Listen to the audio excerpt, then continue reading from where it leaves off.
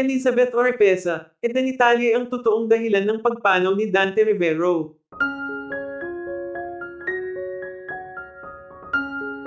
Matapos nang mangyari ang hindi inaasahang pangyayari kay Dante Rivero, agad namang nagpahayag ng pakikiramay ang mga kasamahan ni Dante sa industriya.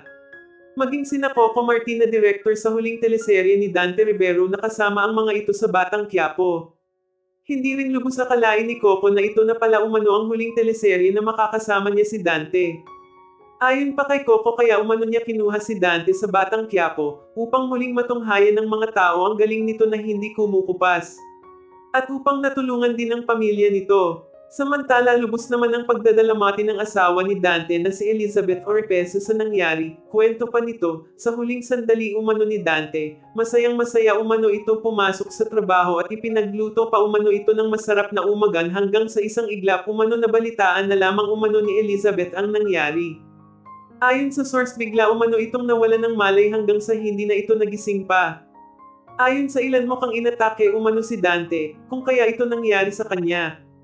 Ito umano ang madalas na nangyayari sa mga may mga edad na. Dahil na din umano sa kasipagan nito sa shooting kung kaya hindi na umano pa kinaya ng katawan nito. Samantala nawala man umano si Dante Rivero sa mundong ibabaw, nakatatak na umano sa puso ng bawat Pilipino, saan mang sulok ng mundo ang husay at galing ni Dante Rivero. Mananatili umanong isang alamat si Dante sa husay de kalidad nitong galing na hanggang sa pagtanda nito hindi kumupas.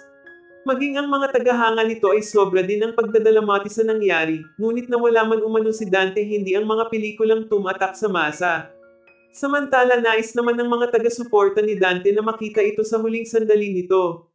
Umaasa umano sila na magkakaroon ng public viewing para sa mga supporter na nagmamahal kay Dante Rivero. Sana umano ay mapagbigyan sila ng pamilya ni Dante, dahil isang karangalan umano ang makita ito sa huling sandali ng buhay nito.